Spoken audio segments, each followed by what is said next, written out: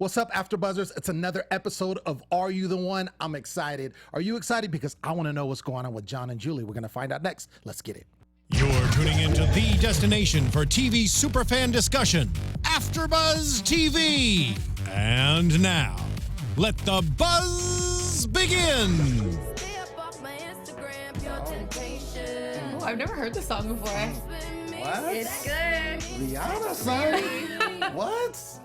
Stay up off my Instagram, homie. That's like such a fitting You don't song know. lyric in these times. For real. Because you know, so many creepers, right? Yep, get out of my DM. Yeah. Do you have stay people out of creeping on them. you on Instagram already? I'm sure you do. Yeah, a lot of dick pics that are unsolicited. Whoa, already? Unsolicited Dang. dick pics. It's like third episode of the season. That is so But aggressive. like, you guys don't even know me yet. Keep I that know, like, away. stop it. Ladies and gentlemen, what's up? You know what it is. It is the Are You the One after show. As always, we stay turned. And this episode is no different. I'm your host, Lem Gonsalves. You can find me always at the Poet Saint all day, every day. While Rihanna's playing, I'm going to shoot it over to the end. I got my girl, Abby Vega, in his house. What's up? What's up? What's up, everyone? I'm Abby Vega. You can find me on Twitter and Instagram at _Abby Vega. Yeah.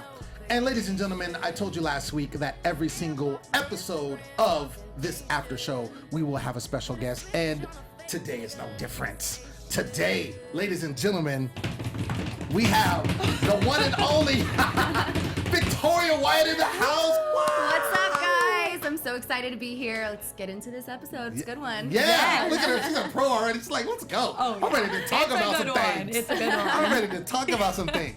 Yo, so, okay. We just got to start off with it. You know, it's the John and Julia situation, right? So this is the third episode now, and we still see it going strong. And I just need to hear from you because obviously we found out they're not a perfect match, right? So the way the game is supposed to be played is if you don't have a perfect match, then of course you move on. You try to find your perfect match. In this particular case, and I believe, you know, and I want you to set the record straight, because I believe John is more encapsulated with Julia, but I don't know, because I feel like he's on there. She has to be giving him something to keep him going, or he could just, I mean, we had him on the show last week, you know, he likes to drink. Maybe he was just, you know, drunk all the time, and then he just didn't understand what was going on. Like, help us out, Victoria. What's going on? I mean, I think you're definitely right as far as thinking John's a little bit more into Julia than Julia is into John, 100%. I mean, we saw it the last two episodes, you know, she's not feeling him as much as he's feeling her. But I definitely think that there was more than we saw the past 3 episodes of how much she was feeling him. It wasn't equal by any means. He was definitely the obsession. She was definitely not obsessed, but she was addicted to the attention. And you know, something about a guy wanting you, I think every girl's been there. I don't think it makes her a bad person to want him to want her. But if she didn't want the attention, she would have been straight up and said, look, John, never gonna happen. Everything she was saying in the confessional, she would have said to his face. But she didn't. She said, well, maybe, yeah, why not? I think those were her words exactly. Why not? Why not pursue a relationship after this? And you know, when you're that obsessed with somebody like John was with her, you know, he's gonna take that as a, oh gosh, we're together, we're a match made in heaven, let's go. I just found the woman of my dreams. I don't care about this game. Yeah, I forgot about that too, about the whole, would you be interested in a relationship after the show? Because that was the perfect opportunity to be like, you know, no, I'm not feeling it. And like I was saying a little bit before we went on air, it's just you see in the side conversations too, where she had ample opportunities to be like, you know, just completely cut it off. And he was like, just say you don't have feelings for me. And she's like, you can think it if you want. So it's not a direct answer. And so you kind of, it's like, it's both in fault. I think they're both at fault. And I think it's probably frustrating you, viewers like you, that are seeing John and being like, how do you not get this? Because a lot of people, I know me personally, if a guy was like, maybe, I'd be like, okay, you're not feeling me. I'm done. So I think that's frustrating to us to see that he's not taking that as a no. But I do see where he's coming from, not necessarily wanting to let go of her, so he's seeing that as a yes. So, I mean, I feel like, yeah, he is in part to blame. He should have sought, but... Okay, so being the only guy tonight, I'm gonna put this out there. I feel my man. Don't forget about me, good. Of course. We my main man engineer in the booth, of course. So us men, and you can chime in if you'd like. But my thing is, in looking at, of course, John was here last week. Super cool dude, right? Love the man. And I can see he's the type of person, and I see a lot of myself in here where you wear your heart on your sleeve, right? You like somebody, that's what you like, and for me, you see it in a situation where, obviously, yes, there's signs that she's giving, and he even said this, there's times, and this was, kind of jumping ahead, but during the matchup ceremony, he's like, you don't know what she's telling me to my face. You don't know what she's telling me when it's just us two. And I feel like she's giving him vibes that are vague. Like, and she's even said it on the open, like, oh yeah, maybe, and all this kind of stuff. So if I like a woman and I feel like there's a shot, then I'm going to keep going until she says no. Yeah. And that's really what's going to happen, because especially I feel like I'm really feeling this girl, and it's hard to come by somebody you really feeling, because, look at you. There's some beautiful women in the house, right? But my thing is, right? My thing is, if I like this one here, that's what I want to focus on. Yeah. If she's giving me some inclination, a little bit, that she may be interested as well, because I know also the show's only going to last a maximum of 10 weeks. So after that, we got our only lives. I want to see if something can happen afterwards. Forget the game. And it's also the chase. I feel like that's exciting to people. Right. I'm interested in her, and she's giving me a little, but not 100%. So I'm going to keep fighting and working until I get what I want. And it's that element of chasing after what you want, and it's the playing of the games, and that's why we all suck at relationships, because we're still falling for these games. Yeah. John, you suck at relationships. Why are you still going after the girl that's playing with your head? Yeah.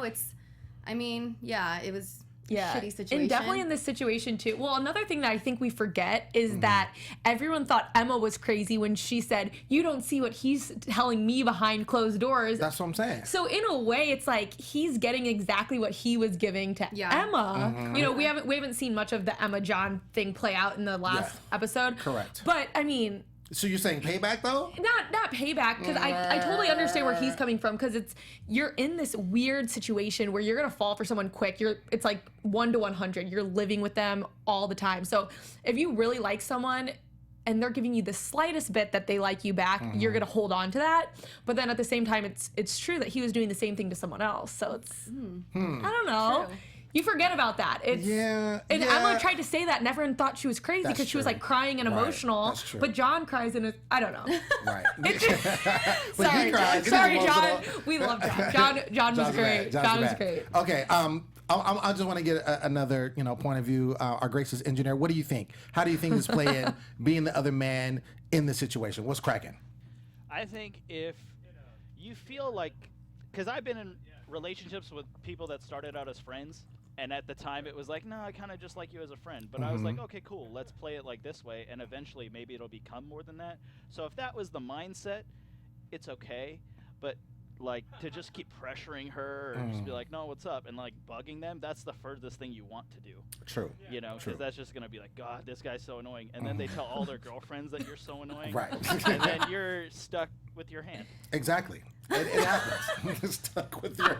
Wait, I didn't get the last. I was like, exactly. You can cuss on this show too. Yeah, there's no explicit is in the description. It's already there.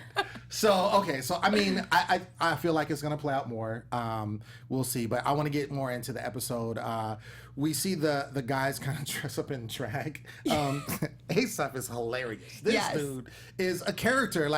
And I know, when we had the girls on the show, when we had Julia and we had Kaylin, and they were talking about him, it was funny because they're like, he is so full of energy. Like, he's all over the place. And I want to get, because also, charismatic or however you take it, but this dude, in this particular episode, is like kissing two girls like nothing. Like, it's like, oh, I'm gonna go use the bathroom and then I'm gonna kiss her and then I'll go brush my teeth and I'm gonna go to bed. Like, it's nothing. Like, what is he like Dr. Magic? Like, what's cracking? I don't know. I feel like just because it's Asaph, we let it slide. Is that what it is? Because he's so lovable. You can't be mad at him. Look at that smile. Look at that left dimple. Like, you melt when you look at that dimple.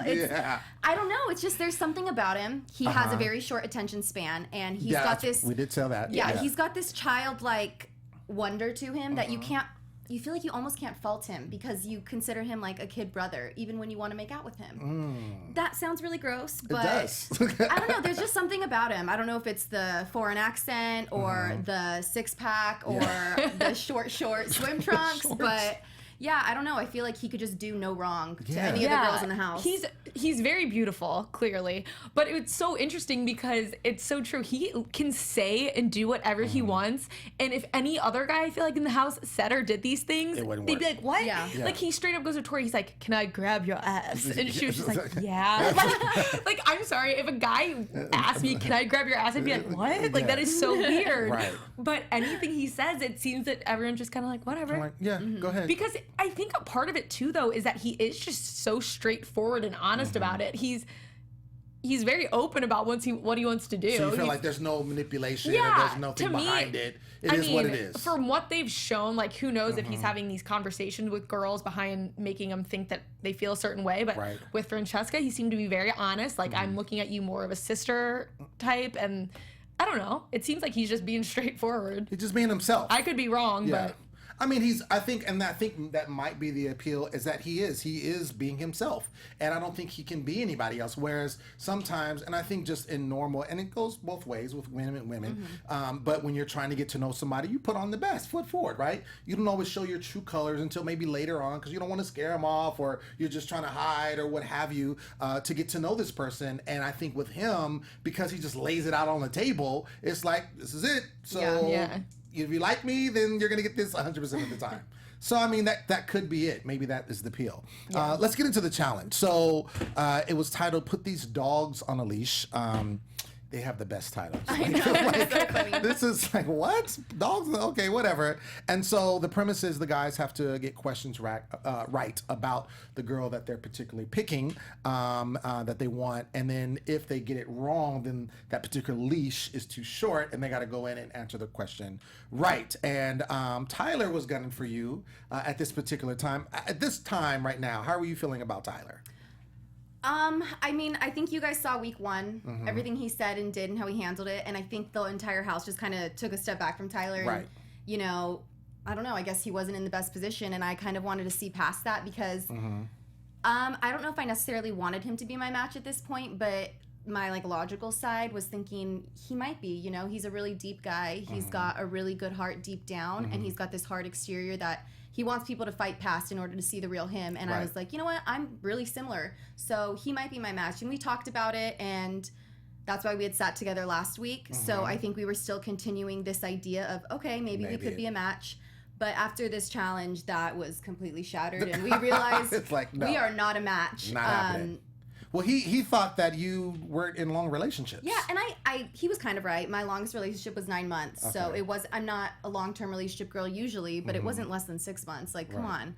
And then there was, come on, dude. They didn't show it, but the question they had asked about for every girl, how many kids do you want? My answer was like 4 or 5, and he put 0 because he wants 0. And so then after that, after he figured out based on the ropes that I wanted 5 kids. He stopped participating in the challenge because he thought it wasn't worth winning because now he knew I couldn't be his match. No. So I'm thinking, are you and John a match? Seriously? You know what's interesting that you said that is because he had the same reaction when he found out Nicole wanted 0 kids. That's right. And Nicole and Tyler. Right. I'm just like thinking, thinking out out loud thinking here. ahead. But I have to say one thing. It's interesting to me how you said that you and Tyler had a conversation. That's why you sit together. That's so weird how you don't see any of that, because to me when Tyler chose you, it seems random because they don't show any of those conversations happening. Right. But that's good to know. I feel like for viewers that there is these side conversations. Right. But just because they're not super dramatic or whatever, that they're not included. You can't have everything. My thing is, now that you say that, I'm kind of upset about it, because my thing is, okay, granted, let's say you're not a match, I still think you got to play the game.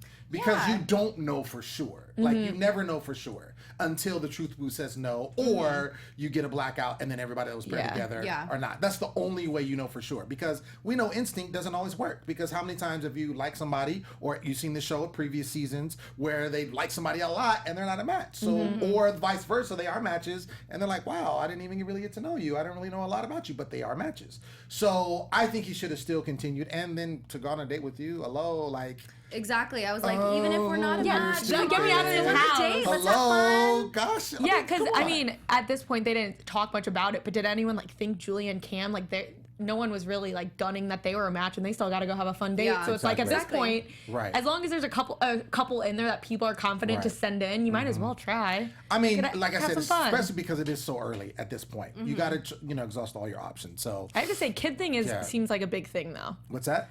Kids, I feel like having kids from 0 to winning 4 or 5, that could be a big compatibility issue. Yeah, definitely. But I mean, I think also too, like, I think you change. Like, yeah, you can change. You know, you can change. You can change your mind if you meet the right person. Right, and exactly. think, yeah, that's you can true. Feel like, because I've seen people where, you know, I've known friends to be like, I'll never have kids. And then, no. And then you see them 5 years later, and they're like, oh, they got 5 kids. Yeah, you know, that's so true. If you meet them, yeah, it can happen. That's why I'm not too bad. Again, it's this is still, you should go for everything. Yeah. And so we see the winners are Gio wins date with Kaylin. These two, man, engagements, marriage, kids. Yes. Yo, they were son. talking babies in rings. Like, okay, so since we have you on, Victoria, you have to tell us like around the house, because we had Kaylin here on our first episode, and she was very adamant, like, if I like you, I like you. Yeah, you're mine. That's Like, because we brought up how the whole thing, like, if someone is in a match but then they still cling, right, and how people get annoyed, and she was she was not having it. Yeah. But how were they? Like, I mean, we see them, you know, matchup ceremony, they're very lovey-dovey talking about this stuff. Were they like that entire time? Did they? Absolutely. And I think we got to see that relationship grow living with them, which was pretty cool. And they had this way of secluding themselves, so they definitely were getting to know each other. And you don't understand, you're living in a house with somebody with no TV, no phones. All we have to do is get to know each other. That's all we have to do. The first week I lost my voice because I was just talking so much. So that's what they were doing. They were getting to know each other, and just seeing it day by day progress, living with them, it was 100% real. Yeah. Everything they felt was real. Everything he said was real, and I can see why, because you're spending so much time with the person. You're getting to know these deep parts of them because that's what's in your head. You know, you're here for that goal. And yeah, I think their relationship was completely real. I think it's a little weird for the viewer to be like, oh my gosh, it's week 3 and you're talking about getting married and putting a baby in her. Okay, that's strange. But the time frame is so much different living in the Idaho house that... That's what we've mentioned. Yeah. It's just like 0 to 100. Yeah, well, I mean, yeah, and my whole thing was before, you know, I started, you know, because I realized I started covering it the second season. So the first season, when I watched it, I'm like, these people are crazy. You know, what are they talking about? And just get that money. Like, that's what I was always talking about. Get that money. Like, if you like that person, then cool. After you guys are done, then go meet up and do whatever you want to do after the show was aired. But you got $1 million to split up. Don't ruin that because you think you like somebody. Yeah. But then once I started, you know, having the guests come in and they started talking, they said, it's not that easy. Like, you end up, you know, because you, like you said, there's no TV. You're really just around each other 24/7, and it's really hard because it's like fast forward, you know. So like a day is like a week, and a week is like, you know, a month of spending time with someone. So especially if you really dig somebody, and then you find out you're not a match, and then all of a sudden you have to see them dating somebody else. It's like you broke up with them, and then now they're with somebody like 2 feet away from you. You're living with your ex and your girlfriend, essentially. That would be awful. Yeah. That'd be so bad. Once I heard that, then I have more sympathy and more compassion for the situation, because me being, you know, I'm a sensitive cat, I'd probably be not like John, but pretty close. Like, I'd be like, no, but I really like you, girl. Like, come on, let's do this, you know. So I can see, you know, how you get to that point. So I do empathize. Cam and Julia also won. And we have Cameron and Michaela. So those were the 3 couples that won. We see, going back to the house, we see Asaph doing his thing. He goes and he's like, oh, this is, I love this robotic, like, you're my match, you're my match. He's like, it's so fake. Like, but that goes back to my point. Like, he just puts it out like it is. Like, because that's kind of like at the beginning, you're just trying to find out who your match is. So, you know, he goes, and this is when he's like, yeah, so I'm going to go kiss somebody. And he's like, he picks Tori, like, I mean, out of, like, you know, doing this thing. And she's like, okay. Like, and who was it? Was it you who was... I was talking to her that goes, did it work? And she's like, it worked. Yeah. It's like, dude, I'm like, man, I'm like, what is he using? Because I need to use that, like the cologne or something that he could just go around and be like, yeah, I'm gonna kiss you. Okay, you next? Okay. He does seem to have like a very like infectious personality. Yeah. Like someone you would want to like be around or like in their presence. I don't know. Absolutely. And so this is when we see the Victoria face, I'm calling it. You got these faces where you're like, oh my God. I know, I love it. But yeah, so we see Steven tell Julia to stop talking to John, trying to talk sense into him, right? And telling like, look, he's head over heels about you. You know, you just need to stop talking to him, cut it off, so that way, you know, he won't go crazy. But then, like you said, if she's craving the attention, she's not going to do that. And that's part of the problem. And then that's when you kind of just get frustrated with the situation. And I think, do you call the girls, all of them, hoes? Like, I just called her a tease, and I said, "Why do guys like hoes?" Oh, okay, that's what it was. Because I was like, whoa. She's definitely not a hoe, and I would never say that about Julia. She's not. Yeah. She may dress like one, but she's not. Oh, She doesn't act like one. Bing, bing. But yeah, she's not a hoe, and I was drunk as hell and frustrated. Right. And I exploded, and I didn't want to hurt her feelings. And I think looking back on that situation, I could have said things a lot differently. Right. Where I could have gotten my point across without hurting her feelings. I didn't need to be calling her names, but I did. And I don't really regret it, because in that moment, that's how I felt, and I needed to get that out.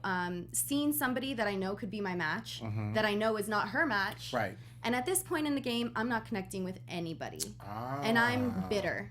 I'm sitting with my girlfriends all day, every day, watching other couples form, and I'm like, what am I here for? What did he call us? Asaph called you the Desperate Housewives? Yeah. Because you're just like, look at those girls over there. They keep staying on the couch. I mean, that's all I had to do, because I wasn't making connections, and I was frustrated that I wasn't, and I think I was mad at myself, and I was taking it out on them because they were ruining my chance of that. If John was my match, if John is my match, like, what am I gonna do? I'm gonna leave here with nothing, because you're gonna be head over heels for this girl starting at week 1, and you're gonna give up at week 2 and 3. Like, come on, we still have 7 weeks to go. Get your head out of your ass, John. But yeah, I think I was thinking about the game as a whole, and just I was sick and tired of everybody thinking it but not saying it, and there were so many side conversations like, oh, I can't believe John and Julia are still doing this bullshit.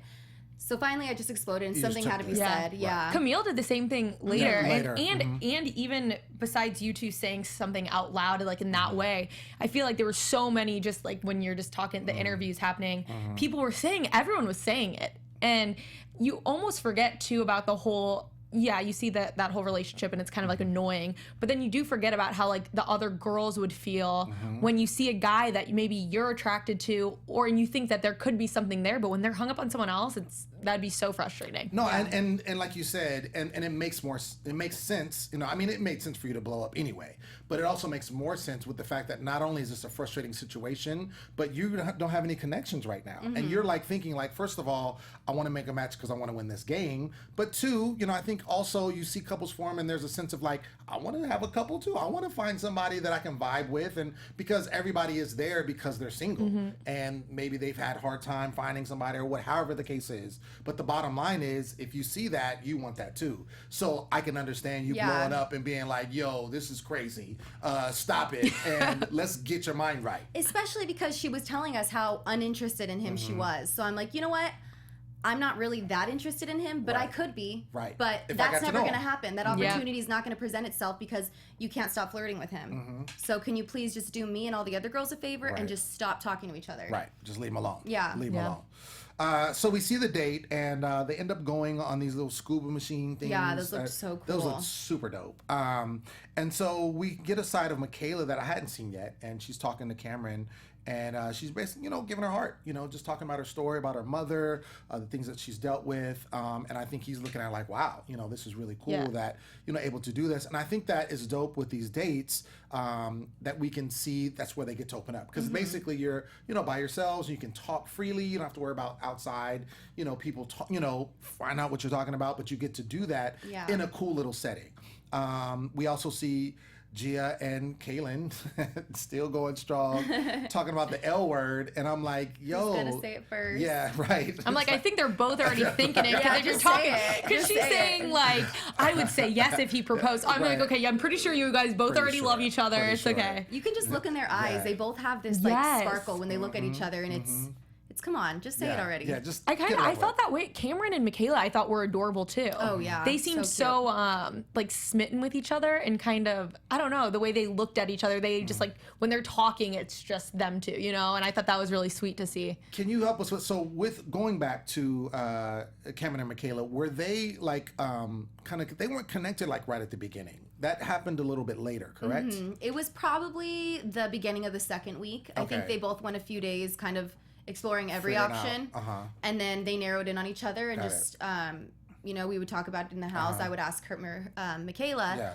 what do you think of Cameron? She'd be like, I'm so scared because I don't want to be wrong. But I feel something for him, and it's definitely powerful. And that's, I don't want to jump to the end, but I think that's why I told her after they got that match, like, stop hesitating. Like, this is real, you know? You have these feelings for a reason, Michaela. Right. And I think with Cameron's background, they showed a little bit of it, episode 1, how he hasn't had a girlfriend in like 6 years, hasn't dated, was like a serial hookup artist and stuff. Right. And I think Michaela is the type of girl that could bring out that committed side of him. And they just really balanced each other out. She's so sweet but strong. And he needs a girl like that. And so it just really makes sense. And I think seeing their connection, knowing when she kind of reveals a little bit about her childhood and upbringing and how that's made her who she is today, you see this different side of her that, you don't just get at first glance of her beautiful face and body, but she's actually got a deep soul. And I think Cameron does too. So it just, I don't know. It was really cute. Yeah, they were really sweet with each other. Right before they went on their date even, we were kind of like laughing because some of the stuff he was saying to her, we're like, oh, it's so cheesy. But knowing that they like were a match and stuff, it makes it way cuter. Because I was like halfway like, oh, that's so cute. But no, it's a little cheesy. But it's cute. I like them together. It was definitely cheesy. I mean, there was no doubt about that. But they're an amazing looking couple. Absolutely. They are. They look really good and together. I think that's why we hesitated in thinking they were a match because we're like, okay, she's too hot, he's too hot. There's no way we're just gonna they put really the hottest are. people together. Come on, that's too easy. Absolutely. So we doubted it, and we were like, they can't be a match. Well, speaking of that, getting into the truth booth, so you do put Cameron and Michaela in there, and it's interesting because you had said before we taped that you did it basically because you didn't think they were a match, and we saw this in the show, like some people talking like, I don't think they're a match, I don't think they're a match, but it was basically because they were so connected, basically to pull them apart. Because other people. But also you said because the girls was digging him and the guys were digging her. Yeah. Which is totally, I totally can see that because I was telling you, I was like, I thought he was the cutest, best looking guy on the show, and she's gorgeous. So it's super bad. It doesn't surprise me. Definitely she is. I'm not hating. Yeah. She's super so bad. It doesn't surprise me that that's part of it. Yeah. So we were going into it with the same mentality we did with John and Julia. Like, we got to break them up because there's no way they're a match because I like him. He's hot. Right. And the guys felt the same way. So, I mean, even when up into the truth booth vote, I think Steven asked who actually thinks they're a match, and no one raised their hand. No. I think maybe they panned, and Tyler was saying like they gotta be one. He might have been the only one. He was the only one. Everyone else, they're like, raise your hand. No one. No. We just and that's how we kind of were too. We were like, there's no way they're a match. Because I thought it made sense to go with the couple that was the closest with Gio and Kaylin. But like you said, you went that route because basically to break them up. So if it's not a match, they can go about their separate ways and kind of leave each other alone. And we didn't want to vote Kaylin and Gio in. We had this strategy to keep them in the house because we wanted to guarantee that we wouldn't get a blackout. So at this point, Gio and Kaylin are the couple that we're the most confident in as a house. We're thinking, let's keep them in here so we never black out. Strategy. Oh, That's a really good strategy. And you know what? I was actually, not to piggyback off what you said, but I was thinking that I'm like, because we were looking at the matchups from the previous, and we're like, okay, so there was 3 here, and this is who was there. We're doing our own little investigation, and it made sense because if they are pretty a sure thing, and they're so connected to each other, if you keep them as like, you know what I'm saying, like a ticket, then you won't get a blackout. Yeah, because they were the only ones who have been together all 3 weeks at the matchup. Right, exactly. I'm pretty sure I was looking at that. Yeah, with all the switch ups and everything. So yeah, that's a good strategy. That's really good strategy. So we already said it, but it is a perfect match. Yeah, first one of the season. That was like so emotional. Was it you so crying? Yes. That was so cute. I was like, I feel that too. Like, my match is here somewhere. No, I think that's dope. And especially, and I'll say this because last season, it was terrible. Like, they were bad.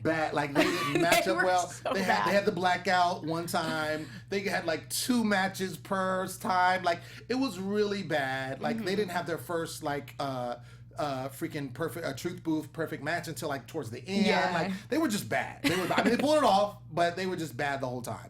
So to see you guys have a perfect match week 3, and then you've been consistently getting good lights, I'm like, they're going good. I really feel confident in you all. And I wanted to point out because there was a part where you got kind of emotional. What I mean, you were emotional like the whole show, but like in this particular time, why were you so emotional? I think just seeing that perfect match on the screen was so surreal, especially going into the vote thinking, okay, we're doing this so we see a non-match so we can break them up. So almost being proven wrong, I was like, whoa, you know, we don't know anything, but also now we know a lot more than we did, you know, and it's this surplus of information. Okay, so they were sitting together, we know they're a perfect match.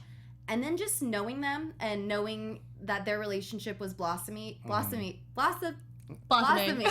Yeah, you got it. Blossoming. Yes. Yeah, seeing that. And I slept in bed next to Michaela, so I would talk to her about him. And I just was so happy for them and also so excited for myself, knowing that I still had 7 weeks left and hopefully to leave with that connection. It definitely made me emotional because I was there for love. So there wasn't no like animosity because you kind of dug him a little bit? No. I mean, he's a hot guy, but I was just so happy for her. And I think... Yeah, I wasn't the only girl that had gotten emotional that night. I think I'm the most dramatic, so that's why they showed me. But pan over here. Yeah, there was a few of us crying because we were just happy for them, and we're girls, you know. We get emotional about romance. I'd be right there. and you said, and you made a great point because everybody has a perfect match there. That's the beauty of it. Yeah. So it's like, yeah, you saw them, but you have a perfect match there too. So it's not like they're the only ones. You just got to find it. Yeah. And so I think that's good, and that would make sense to feel that way. So I would, if I was a guy, though, I'd be like, oh, she's cool. I don't know. But anyway, it's great. I think it's dope. Now you just have 9 more to go at this point. Just want to cut to this part here. There was a portion where your boys almost had a freak accident. Your boy Prosper. Oh my gosh!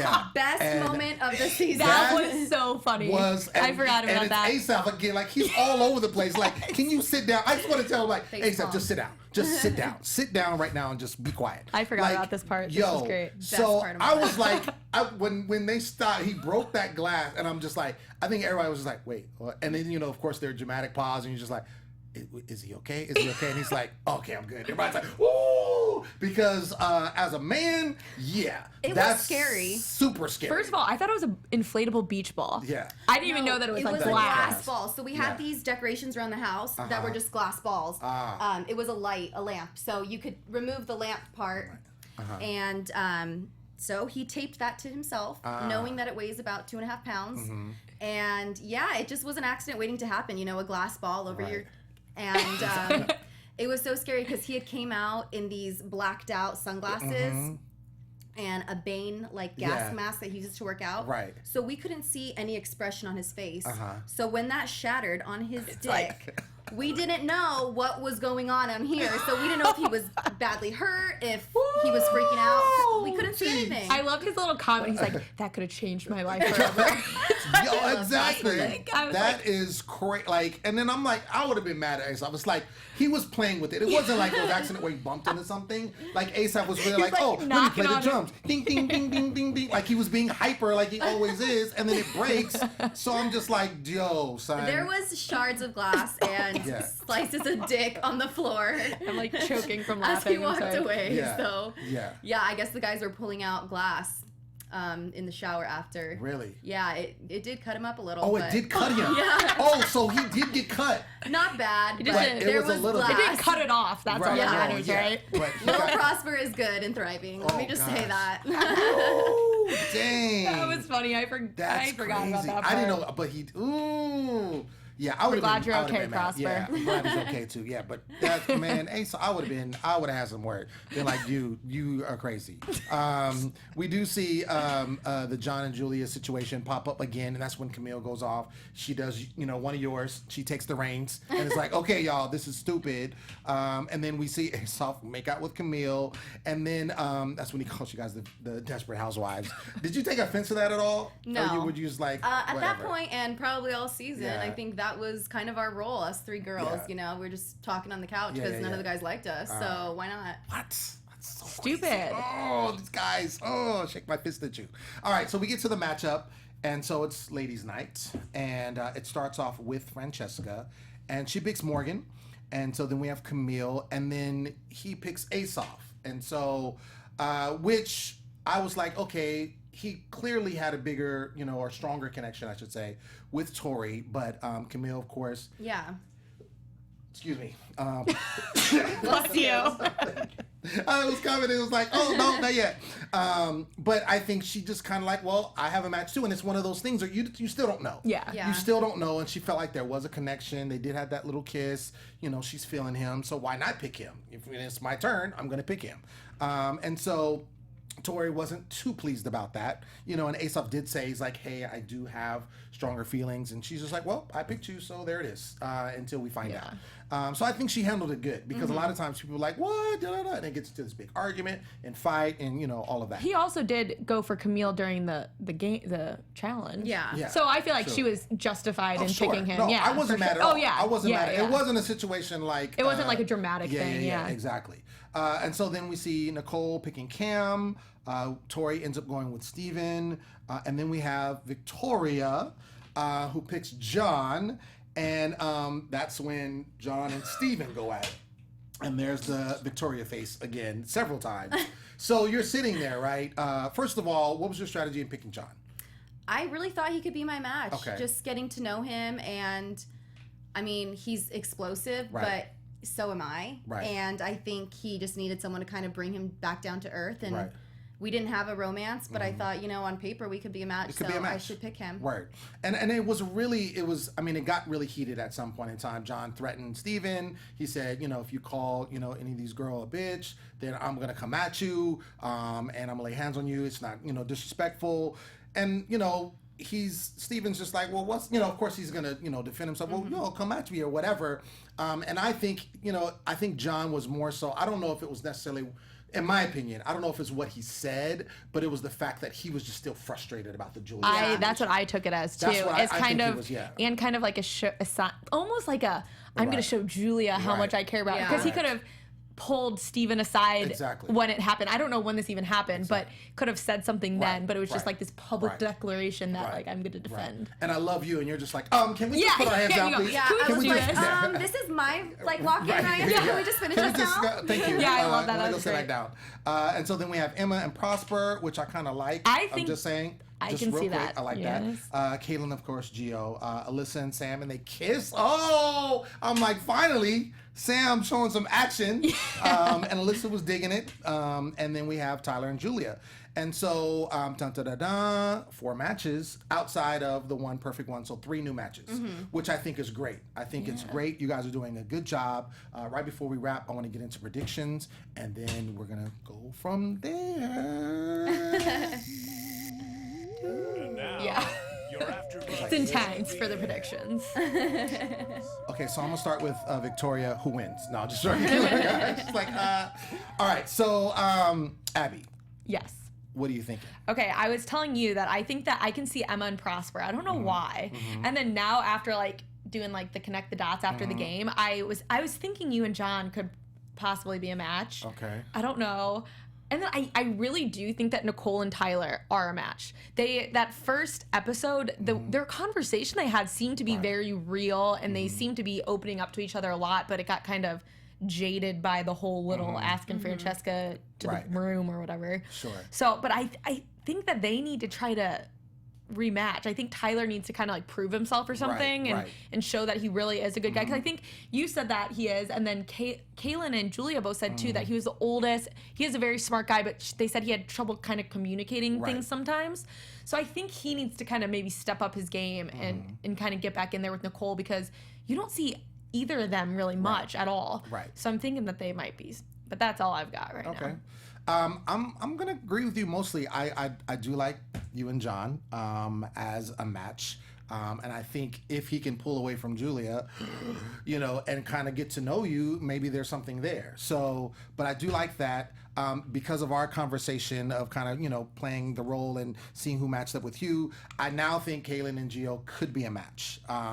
And I like the fact you guys are saving them, but at some point in time, it's going to have to come out. So that's going to be the kicker, because if they are a match, then, you know, great. But if they aren't, it's going to hit like the if fan. it's a blackout in their match together, that's what I'm nervous either way, about. Either I'm like, way, oh no. whether it's a blackout or whether they go on the truth booth, it's going to be crazy. I mean, from there, I don't really see. I mean, I think Tori and Asaph could be a match, but I think because he's so cool with everybody. I think it's kind of hard, because I don't think there's anything concrete there yet. I think there's an attraction, but I think that's it, So, I mean, we'll see. Yeah, I think Asaph's going to be a hard one to pin. He's going to be very hard. Because this far, too, he is just like flirty kind of with everyone and very open to just kind of, and there hasn't been that instant, like, deep connection with someone. Absolutely. So I'm kind of curious about him and who his match is. Yeah, so we'll see. And I'm excited because next week we do see that there's a rift in the Gio Kalen saga. So see how that plays out. Oh, you got to watch. But right now, that's been our episode. We want to thank you so much for tuning in. As always, make sure you follow us on social media. Make sure you go and subscribe to our YouTube channel at AfterBuzz TV. That way you can see not only this after show, but all the after shows that we cover. But you can also go back and check it. And we just want you to communicate with us, comment, and let us know what you think about these matches. What do you think about Victoria and her being on the show today? All of that. We want to know what's up. So I've been your host, Lem Gonsalves. You can find me always at The Poet Saint all day, every day. Abby, where can they find you? Hey guys, you can find me at _Abby Vega, and also they are now casting season 5 of Are You the One at Lighthearted Entertainment. So if you want to apply, do that. Go, do it. And Miss Victoria, our guest, where can the fans follow you, ma'am? I'm on Instagram at Victoria_Wyatt, WYATT, Snapchat Victoria Wyatt, and Twitter Victoria_M Wyatt. Yeah. Thanks for having me, guys. Thanks Absolutely. And we will see you next week. We won't be here next week because it is the 4th of July, Right. but we'll see you in 2 weeks. So come back. There it is. All right. Peace. From executive producers Maria Menounos, Kevin Undergaro, Phil Svitek, and the entire AfterBuzz TV staff, we would like to thank you for listening to the AfterBuzz TV network. To watch or listen to other after shows and post comments or questions, be sure to visit AfterBuzzTV.com. I'm Sir Richard Wentworth, and this has been a presentation of AfterBuzz TV. Buzz you later. The views expressed herein are those of the hosts only and do not necessarily reflect the views of AfterBuzz TV or its owners or principals.